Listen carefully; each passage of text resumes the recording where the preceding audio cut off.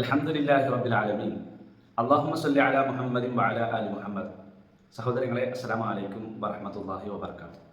ഇന്നത്തെ നമ്മുടെ വിഷയം എന്താണ് തസ്ബീത്ത്, എന്താണ് ഉറൂസ് എന്നതാണ്. തസ്ബീത്ത് ചൊല്ലൽ ഉറൂസ് ആഘോഷിക്കാൻ തെളിവാണോ എന്നതൊക്കെയാണ്. എന്താണ് തസ്ബീത്ത്? നബി സല്ലല്ലാഹു അലൈഹി വസല്ലമ പഠിപ്പിച്ച കൃത്യമായ ഒരു ഹദീസുണ്ട്.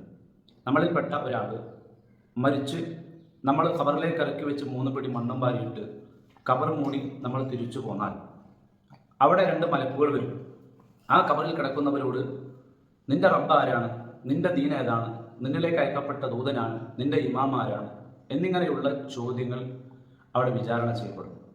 അപ്പോൾ ആ ഒരു ചോദ്യ സമയത്ത് എളുപ്പമുണ്ടാകാൻ വേണ്ടി നിങ്ങൾ ഖബറിൽ കിടക്കുന്ന ആളുകൾക്ക് വേണ്ടി അല്ലാഹുവിനോട് നിങ്ങൾ പ്രാർത്ഥിക്കണം, നിങ്ങൾ തസ്ബീത്ത് ചൊല്ലണം എന്ന് റസൂലുള്ളാഹി സ്വല്ലല്ലാഹു അലൈഹി വസല്ലമ പഠിപ്പിക്കുന്നുണ്ട്. ഈ വിഷയവുമായി ബന്ധപ്പെട്ടുകൊണ്ട് പ്രവാചകൻ നമ്മളോട് ആവശ്യപ്പെട്ടിട്ടുള്ളത് അത് മാത്രമാണ്.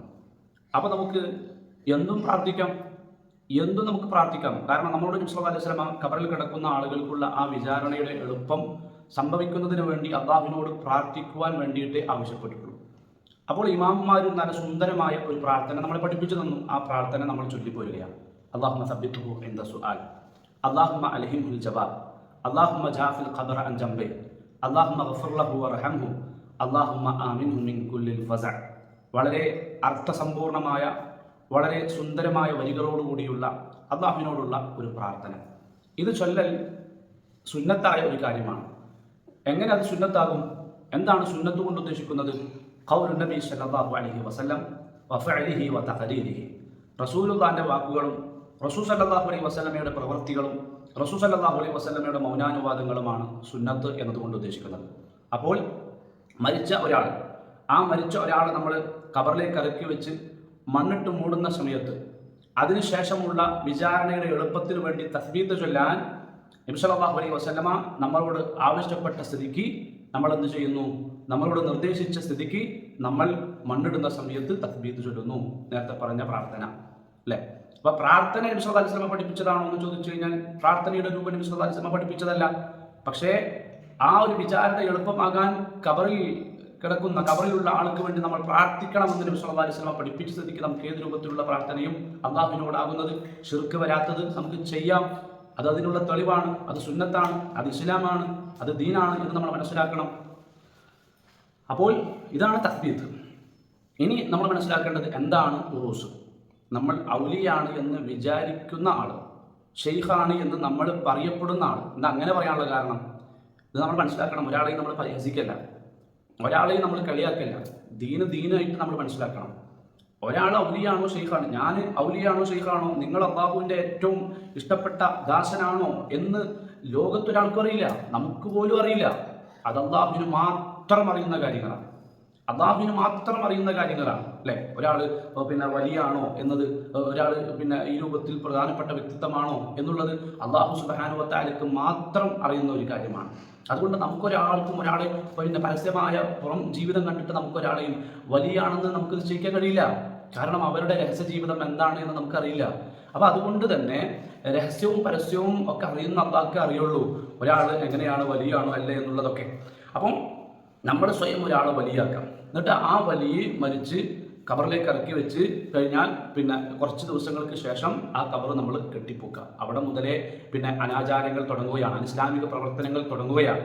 കാരണം ഒരു ചാണിൽ കൂടുതൽ ഖബറുകൾ ഉയരരുത് എന്നത് ഇസ്ലാമിൻ്റെ നിയമമാണ്. ഒരു ചാണിൽ കൂടുതലുള്ള ഖബറുകൾ അതെല്ലാം തട്ടി നിരത്തണമെന്ന് റസൂലുള്ളാഹി സ്വല്ലല്ലാഹു അലൈഹി വസല്ലമയുടെ നിർദ്ദേശമാണ്. അതുകൊണ്ട് തന്നെ ഖബർ നമ്മൾ കെട്ടിപ്പൊക്കി അത് ജാറമാക്കാൻ പാടില്ല. അതുപോലെ തന്നെയാണ് അത് കഴിഞ്ഞ് അവിടെ 1 വർഷം തികഞ്ഞാൽ അവിടെ ഉറൂസ്, ഞാൻ പറഞ്ഞല്ലോ, ഉറൂസ് ആഘോഷിക്കുക, ആണ്ടാഘോഷിക്കുക അല്ലേ? എന്താ അന്ന് പ്രത്യേക പരിപാടികൾ, വലിയാണല്ലോ കിടക്കുന്നത്. അപ്പോൾ പ്രത്യേകമായ ആ ജാറുമായി ബന്ധപ്പെട്ട്, ആ മക്ബറയുമായി ബന്ധപ്പെട്ടുകൊണ്ട് ആളുകൾ അങ്ങോട്ട് ഒഴുകുന്നു അല്ലേ? പൈസകൾ വാരി വിതറുന്നു. അതുപോലെ തന്നെ ഒരു ഭാഗത്ത് കുറേ ആൾക്കാർ എന്ത് ചെയ്യുന്നു?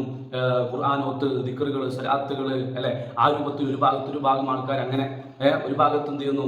പ്രത്യേകം ഗാനമേളകൾ, അടിച്ചുപൊളി ഇസ്ലാം ഹറാമാക്കിയ സകല കോപ്രായത്തലുകളും അവിടെ ഉണ്ടാവും അല്ലേ.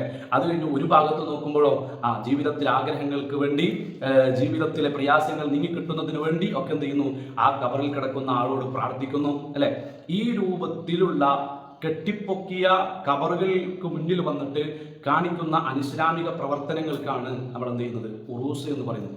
ഇതൊരിക്കലും ഇസ്ലാമല്ല, ഇതൊരിക്കലും ദീനല്ല. ഇത് നമ്മളെ പ്രവാചകൻ സല്ലല്ലാഹു അലൈഹി വസല്ലമയോ സ്വഹാബത്തോ ഒന്നും കാണിച്ചു തന്ന ഒരു പ്രവർത്തനമല്ല. നമ്മൾ ആലോചിക്കേ, നബി സല്ലല്ലാഹു അലൈഹി വസല്ലമയുടെ ജന്മദിനം കൊണ്ടാടുന്നവർ നബി സല്ലല്ലാഹു അലൈഹി വസല്ലമയുടെ ആണ്ട് ആഘോഷിച്ചു എന്നെപ്പോഴും നമ്മൾ കേട്ടിട്ടുണ്ടോ? അല്ല. പിന്നെ ബദരീങ്ങളുടെ ആണ്ട് ആഘോഷിക്കുന്നവർ അല്ലെ, ബദരീങ്ങളുടെ ജന്മദിനം ആഘോഷിച്ചതായിട്ട് നമ്മൾ എവിടെയെങ്കിലും കണ്ടിട്ടുണ്ടോ? ചില ആൾക്കാരുടെ ജന്മദിനം ആഘോഷിക്കുക, ചില ആൾക്കാരുടെ അല്ലെ ബർത്ത്ഡേ ആഘോഷിക്കുക, ചില ആൾക്കാരുടെ ആണ്ട് ആഘോഷിക്കുക.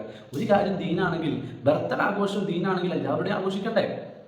ആണ്ടും ഉറൂസൊക്കെ ഇസ്ലാമാണെങ്കിൽ അതെല്ലാവരുടെയും ആഘോഷിക്കണ്ടേ? അപ്പൊ ഇതൊന്നും, ഇത്തരത്തിലുള്ള ബർത്ത്ഡേ, ആണ്ട്, ഉറൂസ് കാര്യങ്ങൾ ഇതൊന്നും നമ്മുടെ ദീനിലുള്ള കാര്യങ്ങളല്ല.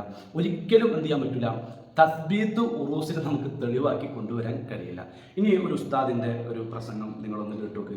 ഇത് പിന്നെ ഞാനിടുമ്പോൾ നിങ്ങൾ പ്രത്യേകം ചിന്തിക്കണം. ഇതൊരിക്കലും പരിഹസിക്കുകയല്ല. കാരണം എന്നോട് പിന്നെ ഇഷ്ടമുള്ള, താല്പര്യമുള്ള പിന്നെ കുറേ ആൾക്കാർ പറയാറുണ്ട്, എന്തിനാ സ്ഥലം ഇങ്ങനെയൊക്കെ പറയുന്നത്, വിമർശിക്കണേ അല്ലേ. ഇത് നമ്മൾ പറഞ്ഞിട്ടില്ലെങ്കിൽ ആലോചിക്കുക, എത്ര ആൾക്കാരാണ് കുഫറിലേക്ക് പോകുക, എത്ര ആൾക്കാരാണ് ഷിർക്കിലേക്ക് പോകുക, എത്ര ആൾക്കാരാണ് ഈ രൂപത്തിലുള്ള ബിദ്അത്ത് ഇസ്ലാമിക പ്രവർത്തനങ്ങൾ ചെയ്തുകൊണ്ട് ജീവിച്ച് നരകത്തിലേക്ക് പോകുക. ആലോചിക്കുക, എത്ര ഉമ്മമാരും പോയി, എത്ര ഉപ്പമാരും പോയി. അതുകൊണ്ട് ഇതിൻ്റെ ഗൗരവം ആളുകൾക്ക് പഠിപ്പിച്ചു കൊടുക്കേണ്ട ബാധ്യത നമുക്കുണ്ട്. അതുകൊണ്ട് പറയാം, അതല്ലാതെ പരിഹസിക്കുകയോ അടികൂടുകയോ തല്ലുകൂടുകയോ ഒന്നുമല്ല. നിങ്ങളൊന്ന് കേട്ടോക്ക്. തസ്ബീത്ത് നമ്മുടെ അവിടെ ചെല്ലാറുണ്ട്. അല്ലാഹുവേ, നീ അദ്ദേഹത്തിന് ചോദ്യം വരുന്ന സമയത്ത് സ്ഥിരപ്പെട്ട നിലക്ക് മറുപടി പറയാൻ തൗഫീഖ് കൊടുക്കണേ എന്ന് പറഞ്ഞുകൊണ്ടുള്ള ഒരു ദുആയാണ്. അത് നമ്മുടെ നാട്ടിലൊക്കെ പല സ്ഥലത്തും അതിന് മുൻപന്തിയിൽ ഉണ്ടാകാറുള്ളത് സുന്നികളെക്കാൾ കൂടുതൽ സുന്നികളല്ലാത്തവരാണ്, തസ്ബീത്തുകളല്ല. അതിലേതെങ്കിലും ഒരു മൗലവി വന്ന് വേഗം അതങ്ങ് തുടങ്ങി, സുന്നി മൗലവി വരുന്നതിന് മുമ്പ് ഞാൻ തുടങ്ങി പോകണമെന്ന് നിർബന്ധമാണ് വരുന്നത്. എന്നിട്ട് ഒരാൾ ഇങ്ങനെ ചൊല്ലിയിട്ട് ബാക്കിയുള്ളവർ ചൊല്ലും. അപ്പൊ നിങ്ങൾ അവരോട് ചോദിക്കണം, ഇങ്ങനെ നബി സല്ലല്ലാഹു അലൈഹി വസല്ലമ തങ്ങൾ അല്ലാഹുമ്മ സബ്ബിത്ഹു ഇൻദ സുആൽ എന്ന് ചൊല്ലിക്കൊടുക്കുകയും അപ്പൊ സഹാബത്തൊക്കെ അല്ലാഹുമ്മ സബ്ബിത്ഹു ഇൻദ സുആൽ എന്ന് ഏറ്റുപറയുകയും ചെയ്തതായി വല്ല ഹദീസിലും കാണിച്ചു തരാമോ എന്ന് ചോദിച്ചു.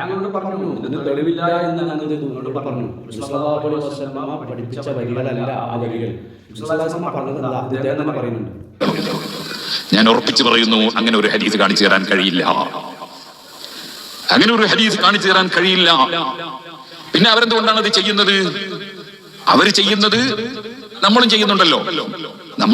തസ്ബീത്ത് ഒരാൾ ചൊല്ലിക്കൊടുത്ത് മറ്റുള്ളവർ ചൊല്ലുന്നുണ്ടല്ലോ. നമുക്ക് അതിനൊരു കുഴപ്പമില്ല. എന്തുകൊണ്ട്? ഈ പുത്തൻവാദികൾക്കൊരു വാദമുണ്ട്. പുത്തൻവാദികൾ പറഞ്ഞാൽ ഉറൂസ് ബിദഅത്താണെന്ന് പറയുന്ന കക്ഷികൾ, അവർക്കൊരു വാദമുണ്ട്. അവരുടെ വാദം എന്താ? നബി സല്ലല്ലാഹു അലൈഹി വസല്ലം ചെയ്തത് മാത്രം കോപ്പി അടിച്ച് ചെയ്യല്ലാതെ വേറൊന്നും ചെയ്യാൻ പാടില്ല എന്നാണ് അവരുടെ വാദം. ചെയ്താൽ വിദേഹത്താവുന്നതാണ്. എന്നാൽ അവരെ തസ്ബീത്ത് വിദേഹത്തിൽപ്പെട്ടതാണ്. കാരണം നബി സല്ലല്ലാഹു അലൈഹി വസല്ലം അങ്ങനെ ഒരു തസ്ബീത്ത് ചൊല്ലിക്കൊടുക്കുകയും മറ്റുള്ളവർ ഏറ്റുപറയുകയും ചെയ്യുന്ന ഒരു സ്വഭാവം ഉണ്ടായിട്ടില്ല. അതേസമയത്ത് എന്തുണ്ട്? നബി സല്ലല്ലാഹു അലൈഹി വസല്ലം പറഞ്ഞിട്ടുണ്ട്, നിങ്ങൾ അദ്ദേഹത്തിന് വേണ്ടി അള്ളാഹുവിനോട് തസ്ബീത്ത് ചോദിക്കണം എന്ന് പറഞ്ഞിട്ടുണ്ട്, കൽപ്പിച്ചിട്ടുണ്ട്. നബി തങ്ങൾ അങ്ങനെ ചെയ്തു കാണിച്ചതായി ഹദീസിൽ ഇല്ല. അതേപോലെ ഒരാൾ ചെയ്ത് അതിനെ പിന്തുടർന്ന് മറ്റുള്ളവർ ചെയ്തു, അങ്ങനെയും ഹദീസിൽ ഇല്ല. മറിച്ച് ഇപ്പോൾ അദ്ദേഹത്തിന് ചോദ്യം വരുന്ന സമയമാണ്, നിങ്ങൾ തസ്ബീത്ത് ചൊല്ലണം എന്ന് നബി സല്ലല്ലാഹു അലൈഹി വസല്ലം കൽപ്പിച്ചിട്ടുണ്ട്. അപ്പോൾ നിങ്ങൾ കേട്ടല്ലോ, ഇതാണ് വിഷയം അല്ലേ. ഇതൊരിക്കലും പിന്നെ ഉറൂസ് ആഘോഷിക്കാൻ, ആണ്ട് ആഘോഷിക്കാൻ ഇത് തസ്ബീത്ത് നിങ്ങൾക്ക് ഒരിക്കലും തെളിവാക്കി കൊണ്ടുവരാൻ കഴിയില്ല. തസ്ബീത്ത് ചൊല്ലൽ വേറെ, ആണ്ടാഘോഷിക്കൽ വേറെ. തസ്ബീത്ത് ചൊല്ലൽ സുന്നത്താണ്, ആണ്ടാഘോഷിക്കൽ അത് ബിദ്അത്താണ്, ശിർക്കുണ്ട്, കുഫറുണ്ട്. ഹിദായത്ത് കിട്ട് മരിച്ച് അല്ലാഹുവിനെ സന്തോഷത്തോടു കൂടി കണ്ടുമുട്ടി സ്വർഗത്തിലെത്താൻ അല്ലാഹു നമുക്കെല്ലാം തൗഫീഖ് നൽകട്ടെ.